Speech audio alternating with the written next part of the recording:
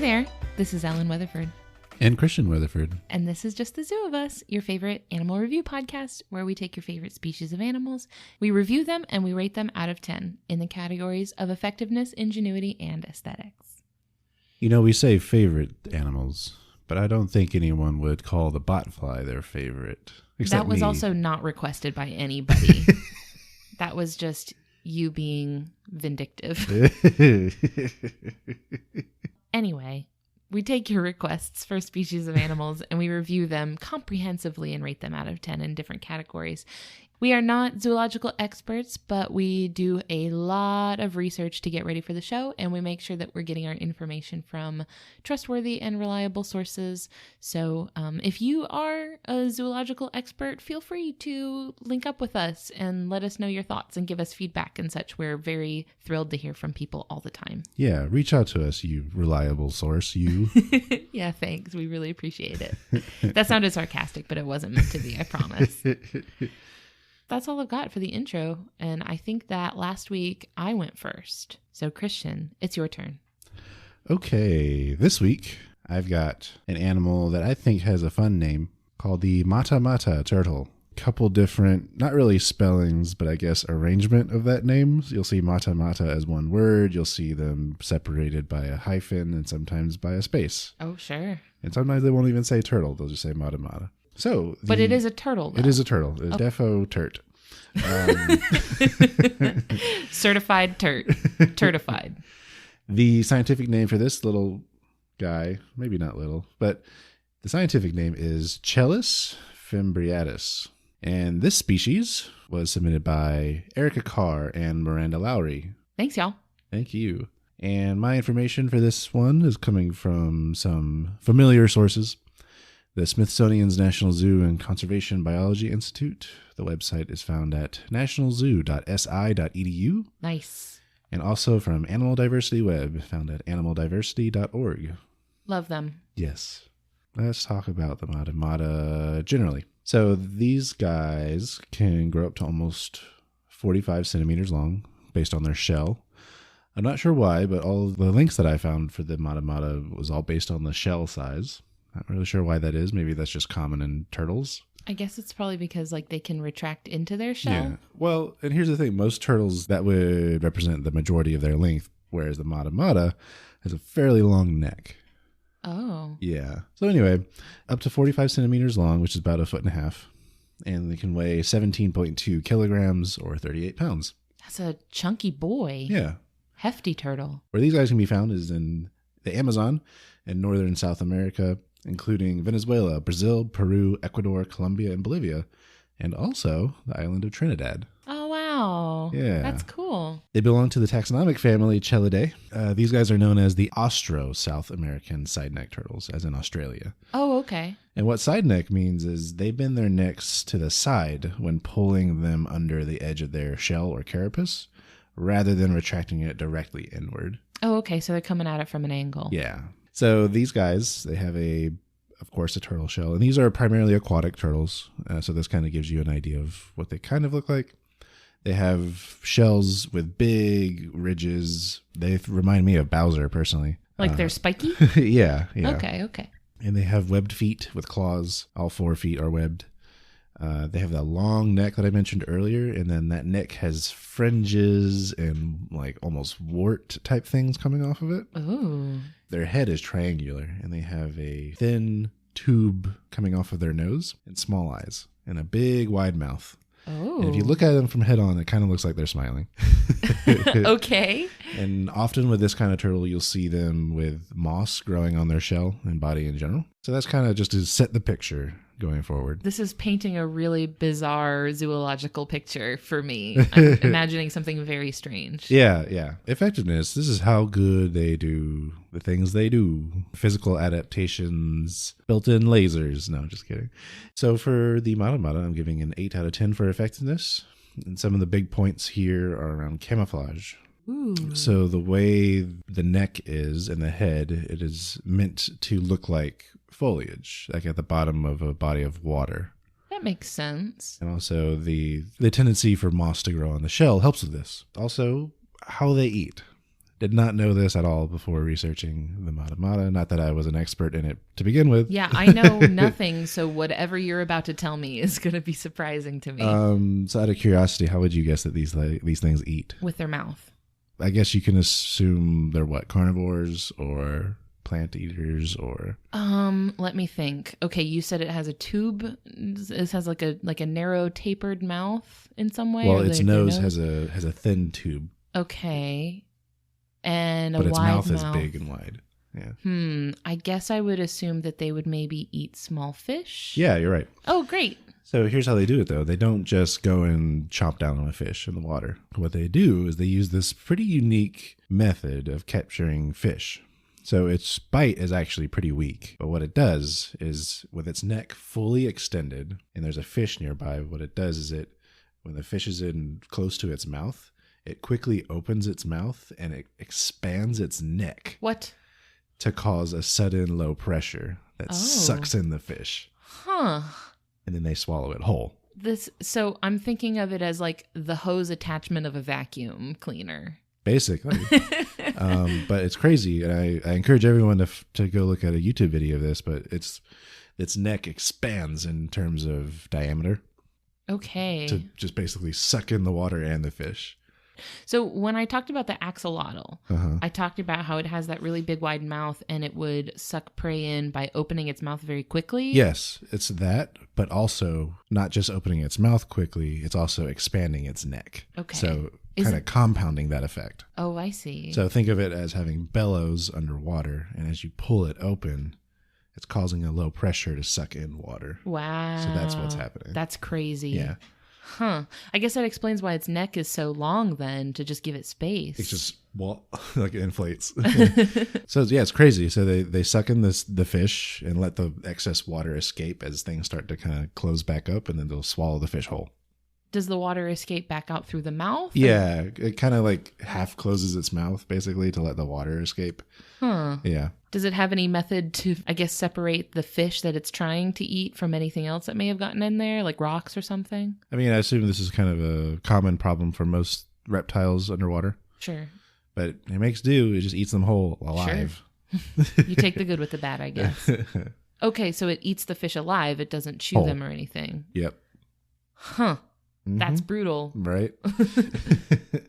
And the next point I wanted to give it was its nose. And I actually refer to it as a snorkel nose, because what it's meant to do is so this turtle almost is always underwater, and it uses that snorkel nose just to expose the bare minimum of itself above the surface of the water to breathe. Now, here's what's strange a little bit about this guy that is under the water all the time. It has very poor eyesight. Oh. Yeah. But it makes up for it.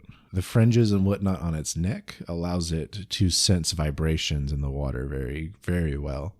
I would imagine it's in very murky water, Yep. so it's probably not going to get much through vision anyway. True. Like, even if it did have good eyesight, it probably wouldn't really be seeing much. True, because these things are found in slow-moving or stagnant water that's not very deep. Probably a lot of sediment in the water and stuff. So it makes sense that they would be more interested in using feelers. So like the electric eel used like the electricity to sense its environment. So when you are living in a low visibility area, it makes sense for you to kind of find other ways to perceive your world. So yeah, the way it does that is through vibrations and also having very good, I say ears, but they're not really ears in turtles. They work a little differently. But same concept though, it can hear sounds very, very well. Oh, okay. The main deduction I have for effectiveness is they actually aren't very good swimmers. What? That's the one thing you got to do, though. So they're not very good at swimming, but they're better equipped to walk on the muddy beds in the shallow water rather than swimming in the open water. I mean, I guess. But if you got to live in the water. It can make do. It's just it's not very good at it. Oh, man. Which I guess it kind of makes sense because it's kind of hanging out on the bottom waiting for fish to come to it, right? Because it's not actively hunting fish. Yeah, but they still, they have to come up to the surface to breathe. So I think that's why they like shallow water, because it's not a big distance between the bottom and the surface. I mean, I guess they need it to be that way because they're not good swimmers. Well, they could do it. It's just not graceful at all. So yeah, effectiveness, 8 out of 10. Ingenuity. So this is how they do smart things. Examples of this could be tool use or interesting methodologies. I'm getting a 6 out of 10. I found its feeding method to be interesting, of course, so kind of going back to that. But also its use of camouflage. I think that's interesting. But otherwise, not anything else particularly... Just beneficial behaviors, but they're not necessarily figuring anything Yeah, out. yeah. I did read somewhere, though, that they've been studied to, I guess, move fish into a more restrictive area before sucking them up. You mean like hurting them somewhere? Yeah. I couldn't find very much info about that, though. Just something to keep in the back of the head. Yeah. So 6 out of 10 for ingenuity. That's not bad. Aesthetics. I'm giving this one a 7 out of 10. Really? Yeah. Really? I think they look interesting. Interesting, yes. Good, though? I think they're interesting. The combination of their spiky shell and the triangular head with a long neck, with all the frills and the moss, I think it's an interesting look. What I'm thinking of, I know there's a Pokemon based on this turtle. Yes, there is. What is it called? I don't know. Hold on. It's one of the generations I didn't play. It's the fire turtle, I think. Yeah. You did play because this was in Sun and Moon. Oh, see, that's the problem with having skipped some generations. I don't always know what is new and what was already Oh my there. God. You're going to love what it's called. What I is just it? Googled it. Uh-huh. Turtonator. Okay. I forgot all about this Pokemon because it was in Sun and Moon, I believe, which I played, but I didn't play a lot of. And I think it's ugly. I'm sorry. I think it's really ugly. Well, I think the actual Mata looks much cooler than that. Well, so we have seen a Mata. We saw one, I believe, at the Atlanta Zoo. Yeah. I think they had one in there. And I think we only barely saw it, but I found it kind of ugly. There could be variations in terms of color. Yeah, okay, I'm looking at a picture of it right now, and interesting is a correct descriptor of the way it looks. Interesting is a word you could use to describe it. Well, it's all arbitrary, so... I know. 7 out of 10. I know. That's you. That's a you thing. That's it for my scores. Some more miscellaneous info. Its conservation status is not evaluated on the IUCN Red List. It is popular in the exotic and illegal pet trade. Oh, wow. Yes. So people have these. Mm-hmm. Why, though? Because of their uniqueness, I suppose. I mean, I guess. I also read that at one point they were popular as a food item. Oh, gross. But that kind of died down as they found other turtles more suitable to being food. And also more aesthetically pleasing, I guess. Yeah, I feel like I wouldn't look at one of these and be like, tasty. Good eats there. Right. Gross. So these guys, they can live up to 15 years in captivity. Their longevity in the wild has not been studied. And finally, their name, Mata Mata, is said to mean I kill in one of the South American native languages. Oh, I mean, yeah, it does do that. Sure. I feel like when you look at them, they look a little bit more intimidating than I suppose they really are. Yeah, I mean, if you are a fish that could fit in its throat, definitely. But anything else, you're fine. Yeah, they look like, with how spiky and jagged they look like they might be able to do some damage to you. I feel like they look like a snapping turtle. They do kind of, but again, their bites are really weak and that's not where they shine. Yeah, it's just, maybe that's a sort of mimicry where they want to look really tough and intimidating, but they're actually not. So that's the Mata Mata. It's a good turtle. Yeah. Good job. Well, before I get started on my animal, I want to take a quick moment to thank our patrons on Patreon. We have a Patreon where you can get access to cool things like an ad-free version of the show. You can skip the commercials. We also have cool stuff like a patron-only Discord server, and we're going to be sending out really cool things like some photo prints of some animal photos that I've taken. So all sorts of cool stuff on the Patreon. For this week's episode, I want to thank our current sponsors, Brianna Feinberg and Christina Sanders. Thanks, y'all. Thank you. Yeah. Okay, Ellen, what animal do you have for us this week? This week, I'm talking about a very popular animal that I think a lot of people are going to be excited to hear about.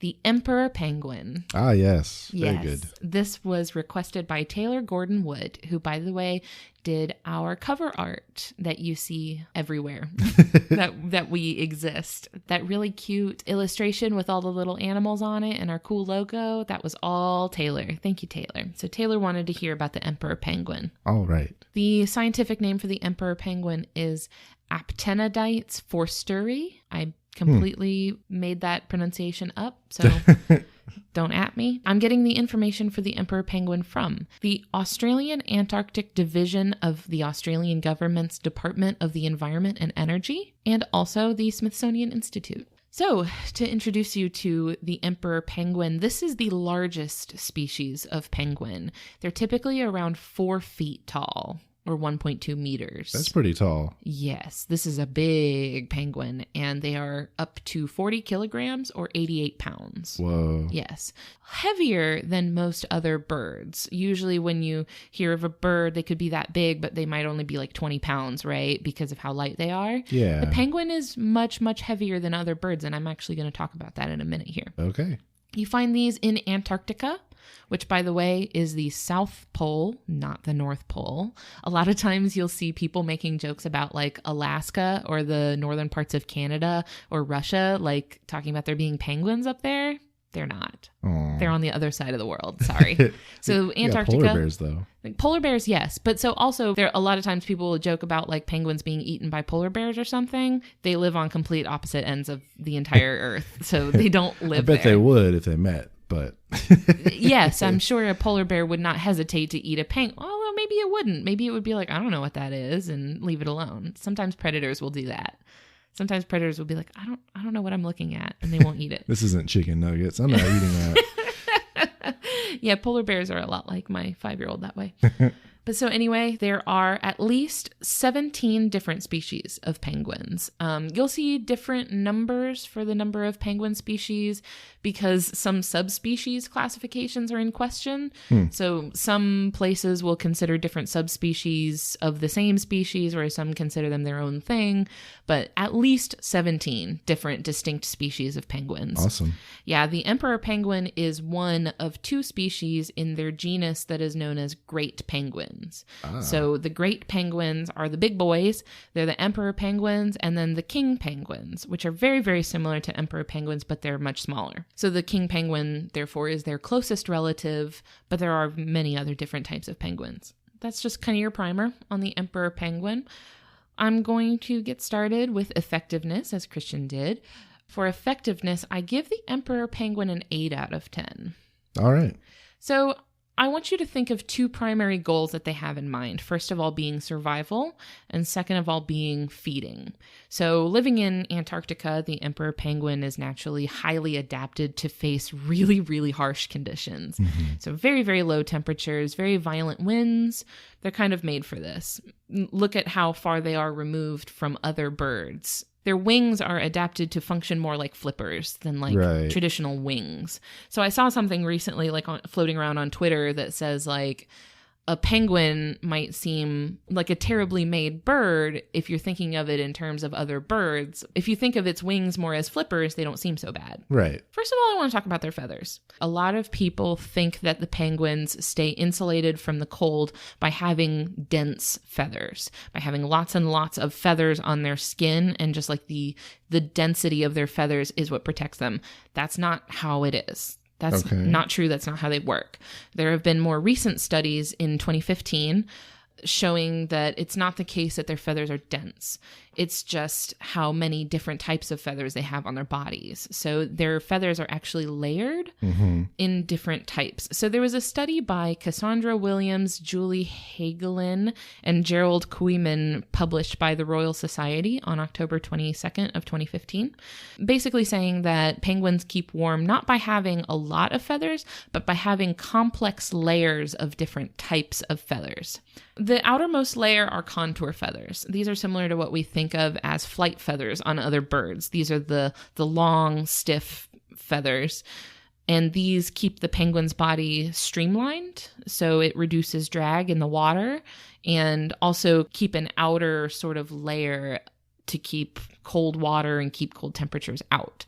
Now, when penguins preen, you see them using their beak to preen their feathers. What they're doing is they gather a hydrophobic oil that is actually produced by a gland on their body near their tail. Huh. This gland produces an oil that they gather up with their beak, and then when they preen, they spread that oil over their feathers. And it makes their feathers hydrophobic. Neat. Yeah. So you can actually see if you take a penguin feather, you can like drop water on it and the water just slides right off. Nice. Yeah. So it's really, really good for when they dive down into the water to eat the fish, to catch fish that they're trying to eat. It keeps the water from seeping in and making it to their skin. And also that hydrophobic oil prevents their feathers from gathering ice. Ah, that's important. Yeah, it's really, really important to not, collect ice on your feathers, and the hydrophobic oil keeps that from happening. Underneath the contour feathers are two different types of feathers. These are two different types of soft, downy feathers. Mm-hmm. So there's after feathers, which are attached directly to the contour feathers. And then there's these things called plumules, which are actually attached to the skin. Oh. They're not connected to the contour feathers. So both of these are soft, downy feathers, and the purpose of those is to trap air underneath the contour feathers and insulate the body and trap the warmth to keep the cold from permeating to the skin. Okay. So those are the after feathers and the plumules. And then there's also these other types of feathers called phyloplumes. Ooh. Yeah, so these are really, really tiny, tiny, tiny little skinny feathers. You almost need a microscope to see them. They're so, so, so small. And the purpose of these is actually sensory. So these feathers let the bird know if a feather is dislodged, or like maybe it's gotten out of place and it needs to be fixed or preened, or they're basically saying, hey, you need to check on this feather and make sure it's okay. Huh. Yeah, so it kind of is a sensor. It's like a little check engine light. Like, hey, check on this feather. It needs some rearranging. That's pretty cool. Yeah, it's really cool. So basically, people didn't know that there was so much going on with penguin feathers until very, very recently. So I kind of read the whole thing and thought it was really interesting that they have all these crazy different types of feathers that basically all work together to make sure that the penguin stays dry and warm. That's awesome. Yeah. So the next thing I want to talk about other than their feathers is their bones. Since penguins don't fly, they don't have to worry about having those hollow, lightweight bones that other birds do. Right. Right. So other birds have bones that are full of these air bubbles that keeps them light enough to fly. Penguins don't fly, so they don't have to worry about that. So compared to other birds, their bones are solid and dense. This serves a few different purposes. First of all, it allows them to develop really, really strong chest and shoulder muscles. They need much stronger chest and shoulder muscles than other birds because they have to generate thrust in the water. And the water is much thicker than air, so they have to push a lot harder. Makes sense. Yeah, so they have just really, really thick muscles there. But another purpose of the solid bones is that it helps protect them from the effects of barotrauma, which we talked about in the blobfish episode. That's right. In the blobfish episode, we talked about barotrauma being the negative effects that the change in pressure can have when you dive down into the water where the pressure is very high, and then you come back up where the pressure is very, very low. So penguins also have to dive down really deep in the water to catch fish, to hunt, to do all that stuff that they need to do. They have to dive down. So having thicker, more solid bones helps prevent them from developing barotrauma when they come back up. Interesting. Yeah. So a few different purposes, but so it's very lucky that they have those thick bones rather than the hollow bird bones. Yeah. So another thing that they have to worry about is heat and energy retention, which they solve by having these fat deposits all over their body. They have just lots and lots and lots of fat built up on their body. You can see this when you look at their body and you see how chunky they are. They're nice and thick. So they have these deposits all over their body as well as on their feet. Huh. So their feet actually have fat on them, and that keeps their feet from freezing on the ice. Okay. Yeah. So that also lets them store and conserve energy because during the winters, they have to go for months at a time without food. Right. So they have all of these fat deposits on their body to store energy. They also have really small extremities, like their beak and their wings, which are really thin. So they don't have to let as much heat away from their body. They don't have to let as much heat flow outward. Just some ways that they store heat in their bodies. The last thing for their effectiveness I want to talk about was their counter shading. We talk about this a lot with animals that live in the ocean. They have the white tummy and then the black on their back. and that makes them difficult to spot. When you're underneath them and looking up, you see white that blends in with the sky, but when you're above them looking down, you see black that blends in with the ocean. Okay. Yeah, so this is a really, really common coloring palette you'll see with animals that do swim a lot in the ocean. So just another thing that penguins have that help keep them safe when they're out swimming around in the water.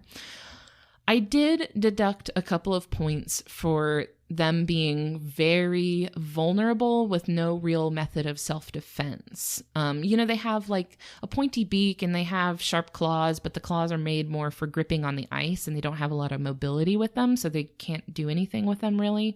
So in the water, they're pretty much easy pickings for leopard seals and orca whales. So both of those swim much faster than penguins. Right. I mean, penguins can get some good speed going, but I mean, it's nothing compared to the predators they're up against in the water. Mm-hmm. So I took a little bit off there because they don't really have good ways of defending themselves against their predators. Right. You'll see lots of videos of them trying to escape those predators primarily by just getting on top of ice floats and... Yes. So their kind of best bet there is to hop on top of ice and get on top of land, which they have to get on top of a really large chunk of land to be safe because, like orca whales and leopard seals are smart enough to be able to tip the ice and knock the penguins off. Well, the seal can also get on top of there too if it wants to, but... Yeah. So I don't know. I took a couple points off because they don't really have a backup plan there. Sure. Moving on to their ingenuity, I gave them an 8 out of 10.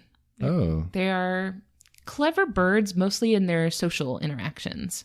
Emperor penguins spend most of their time in the water, but they have to breed on the ice during the winter.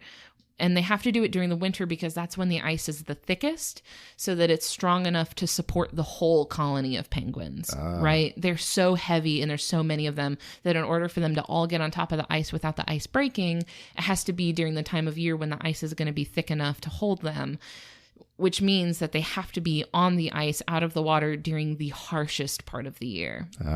This is the time when it's coldest, the winds are strongest. It's just really uninviting. They survive this winter by huddling. If you've seen Happy Feet or March of the Penguins, you probably have an idea of what this huddle looks like.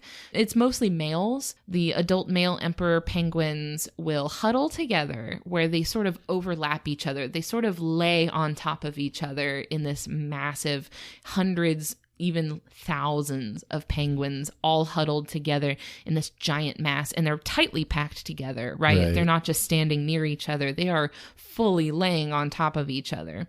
So in this colony that is huddling together, individuals will actually rotate out of and into the center of the huddle. So they're taking turns on the outside edges of the huddle because that's where the winds are really harsh. That's where the conditions are a lot worse. So they actually take turns warming themselves in the middle, making sure that no penguin has to be on the outside for too long. Oh, that's good. Yeah. They will also, if there's like a particularly windy day going on or something, the penguins that are on the sides that are facing the wind, they'll do this really interesting thing where they shuffle along the outside of the huddle around to the opposite side. And then the rest of the penguins will follow in single file, forming this circular procession around the edge to make sure that no penguin has to be in the brunt of the wind for too long. Aww. Yeah, so they're kind of spiraling out to make sure that every penguin has a turn in the middle where it's nice and warm. Aww. Yeah, it's just really cool. And then when they're in this huddle, they almost move as though they're just one giant penguin. You can see all these videos online of sped up penguin huddles where they all move together in these tiny little steps where they all shuffle forward together at the same time to move the entire huddle. It's really crazy to watch, but they do kind of form this hive mind penguin. Sure.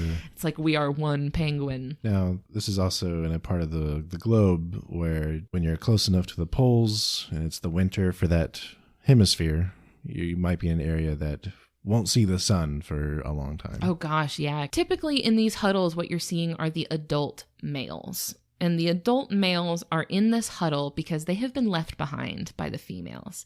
The females have met up with them when the breeding season was starting, which is typically the end of the autumn season leading into the winter. The females will meet up with them. They will mate. The female will lay her egg. She will give it to the male. And then when winter starts to really get rough, the females peace out and they leave. And the males stay behind in their huddle with the egg. The male is holding on to the egg. He's holding it in a little, what's called a brood pouch, which is a little flap of skin he's got underneath his tummy. Aww. He puts the egg under there, so he's holding onto it with his feet, and he's got his belly kind of on top of the egg, keeping it warm. The females leave, and they leave for months at a time, and they go back to the ocean and they feed. So they're hunting and eating, they fill their tummies up, and then the males stay behind in the huddle to brave the storm. They have to stay there, right? Because the egg is not going to survive in that winter. They can't do anything else with it. They can't leave it at a nest because it's going to freeze. So they have to stay there and wait. Protect it with their dad bod. And protect it with their ultimate dad bod that is specifically made for protecting their babies. So they stay there for months at a time. They can't eat anything this whole time. We're talking like 2 or 3 months at a time where they just cannot eat anything. They have to just sit there and wait. So during that time, they're just warming the egg, trying to stay alive. And then after a few months, the female comes home. Mommy comes home. She's got a belly full of food. And if by then the chick has hatched, then she will take the chick back from the dad and she'll feed it, and the dad will leave and go eat his food. If she comes back and the egg hasn't hatched yet, then she'll just take the egg and the dad will go get something to eat. So they'll trade off like that. The dad will give the baby to the mom and he'll go eat. But then he comes back and they keep doing that. They keep trading off so that one of them can go eat and then come back. So they're both still raising the chick, which is really cool. You're seeing like both parents kind of taking on an equal role in raising the baby. So what happens when one doesn't come back? That happens. Sometimes one of them, like either the mom doesn't come back or the dad doesn't come back. And if it is that sort of situation where maybe the mom or the dad has been killed, maybe they've been eaten by a whale, or maybe they've just decided to move on and do something else, then the parent will, if they get desperate enough, they'll abandon the chick and go eat. Like they have to stay alive. Right. So they will leave their chick to go feed if they have to. Yeah, so that does happen sometimes. Although the chicks will form their own huddle. Once they kind of get big enough where they can leave their parents' pouch, they will form their own little huddle, and sometimes actually other penguins will adopt abandoned chicks. Aww. Yeah. That actually, I was about to talk about this. Oh. Yes. So dedicated are penguin fathers that there are many cases of male penguins forming couples and adopting abandoned eggs or chicks. Oh. This is actually very highly documented in captivity, usually because people find it adorable and lose their minds about it because it's so cute. So I actually wasn't able to confirm that any of these were emperor penguins. I found a couple examples of king penguins being their closest relatives. So Skipper and Ping were a pair of male king penguins at the Berlin Zoo who tried to incubate and hatch rocks and fish.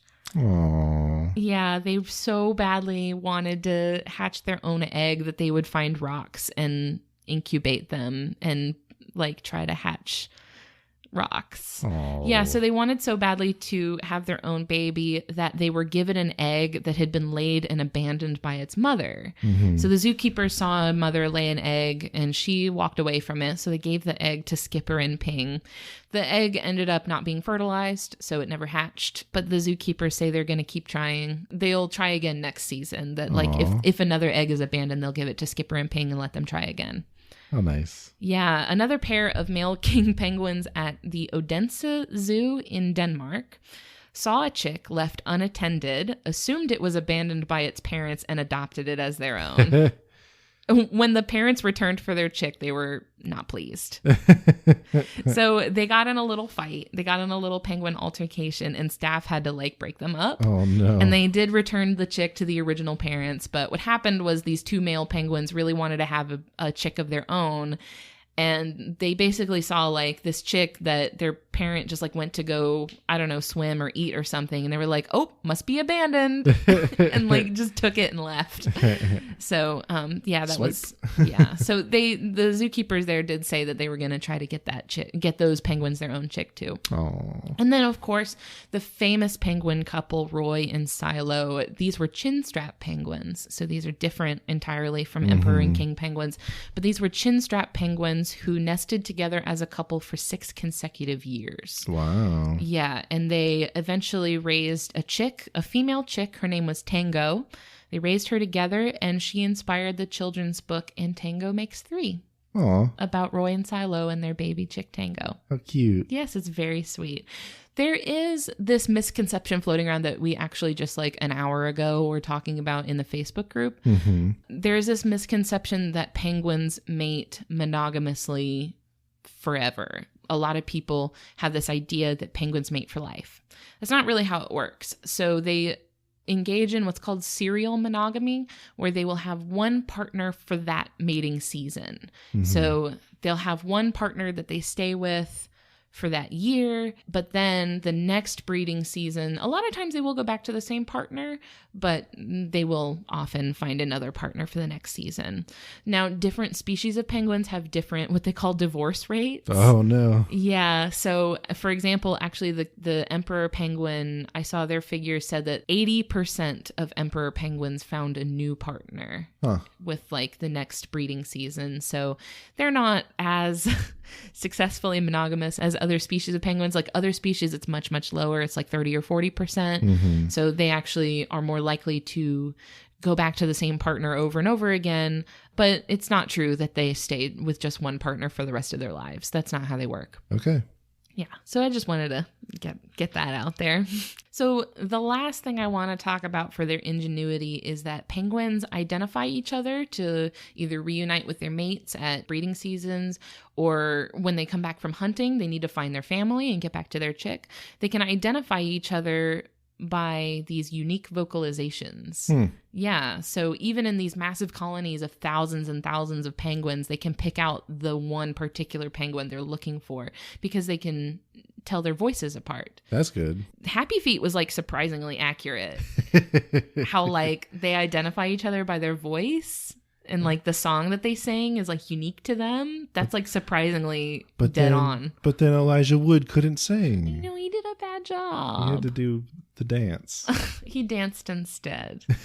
But like that was a lot of things in Happy Feet were like surprisingly accurate. Like that part in the beginning where like the skua is like diving down and trying to take the egg and the babies and stuff. Yeah. Like that's true. That happens.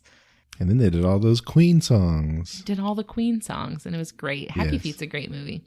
So that wraps things up for my 8 out of 10 for ingenuity. I thought they were pretty good. They have really good social interactions, and that's very good. Pretty cool. So for aesthetics, I gave them 2 different scores. For the adults, I gave them 6 out of 10. I think they have a goofy shaped body where they are very thick in the middle, but they're kind of like tapered at the ends. I'm trying to think if I'm imagining the correct penguin. The emperor penguin is the one from Happy Feet. It's really tall. Now, I will say that they have a very aesthetically pleasing color palette where they're mostly black and white. Their back has this sort of gradient where it's black at the bottom and it up towards the top, it's like a grayscale sort of ombre look that I think is really, really pretty. And then they have these splashes of yellow around like their face. They'll have these bright, bright, bright yellow splashes on their face and on their beak and stuff. I see. I think their colors are really pretty, but I actually don't think that the adult emperor penguin is very cute. They have the little eyes and I don't know. I'm not a huge stan of the adult emperor penguin. Now, part 2 of my aesthetic score, the babies. 10 out of 10. Aww. Oh my gosh. It's literally just a little pointy cloud. That's all it is. It's just a little fluff that has a tiny beak and tiny eyes, and it's just so cute. I can't stand it. So, number 1, cutest baby animal in the world, but it grows up to be, you know, those like bowling pin shaped like toys that's like you knock them over and then they pop back up. It's a bit what Are you they talking look about like. Weeble Wobbles? Yes, that's kind of what they look like. So yeah, I bet they do fall down though. I just find it hard to take them seriously with the way that they look. But yeah, so those are my 2 different aesthetic scores for the emperor penguin. Very good. Yeah, so to wrap things up, their conservation status is near threatened. So emperor penguins are directly affected by changes to ocean temperatures since they need massive amounts of sea ice in order to breed and raise their chicks. So as ice in Antarctica is continuing to decrease as severely as it has in recent years, penguins are having less and less space to start their families and their populations are declining. So you can help protect penguins by, supporting environmental protection measures. I know there's been a lot in the news about the climate strike and all that stuff. So, follow that and do what you can to make our oceans better and protect penguins. Yeah. That's all I got. That wraps things up for the emperor penguin for me. Very good. Very interesting burb. Definitely a very cool bird to learn about. I guess to wrap things up for this episode, we have a couple of audience responses. I'll go first because mine is actually not a response. It was way back. So last week we talked about the bombardier beetle. You did. So Jungle Gym Queen was one of the people who requested the bombardier beetle. And I totally forgot to say this, or I forgot to pass this on to you. But in the Twitter thread where they requested the bombardier beetle, they had this really delightful description of the bombardier beetle that I wanted to include. Okay. Called Bombardier Beetles Chitinous Incarnations of People After Eating Sugar-Free Haribo Gummy Bears. And I really found that on point. So I thought you would like to hear that. And I neglected to mention it last episode. So man. I wanted to make sure we got that in there. Excellent. Yep. It's all you, babe. All right. I have a response from Melody Albright, who is one of our listeners on the Facebook page. So for last week's episode with the bombardier beetle, so I reached out to Melody because she's been very active in the Facebook group and has a lot of knowledge about insects. So I asked her, what are some interesting things about the bombardier beetle? And then she actually reached out to her friend, Evan Waite, who recently got his master's in science while studying beetles. Wow. Yeah. Evan says the coolest fact in his opinion is that the chemical compounds that make the explosion are held in 2 separate chambers. When released, they combine to cause the reaction. So that's what we were talking about last week in the explosion chamber. Yes. Yeah. The dramatically named explosion chamber. So again, we thought that was all very interesting because it's able to do that without blowing up itself. I always feel like on some level bugs are just little robots. And I think this one's a battle bot. Long range. Medium range? I don't know. I mean, as far as bugs go, it's pretty long range. Most of them don't have that kind of reach. All right. Well, that's all we have for this week. So thank you so much for joining us. I hope you enjoyed it. And thank you very much to everyone who has been reviewing us on your podcatchers and letting your friends know about us. We really appreciate that. We've been seeing some really cool growth and it makes us really happy. You can connect with us on Facebook, Twitter, or Instagram. Just search the title of the show and you'll get there. Please come hang out with us in our Facebook group, which rules. Our Facebook group is so good. You guys make me so happy. It is called Just the Zoo of Us Official Friend Squad. So come hang out with us on there and come be our friend. If you have an animal species that you want to hear us review, you can submit those to us. My email address is ellen@justthezooofus.com, or of course you can hit us up on social media. It'll get where it needs to go. But also send us things you don't want us to review. I probably won't do anything with that information. If this is your first time joining us, if you scroll down a little bit in our feed, you'll see some of the monstrosities that Christian has brought to the table and subjected me to, because I have to sit here and listen to him talk about it every time. And then I have to edit the episode, which means I have to listen to it all over again. And then I have to do the transcript, which means I have to listen to it 3 times. I had to hear you talk about the botfly. And see it in text form. 3 times I had to listen to that, and I had to type it out. So there it is. Thank you so much for doing that to me. Anytime. Like I said, the transcript of this episode and other episodes can be found at justthezooofus.com. And our last note is that I'd like to thank Louis Zong for the use of his song Adventuring off of his album B-Sides. Yes, thank you for that. It slaps real hard. Yeah, it sure does. Okay, bye. Bye, y'all.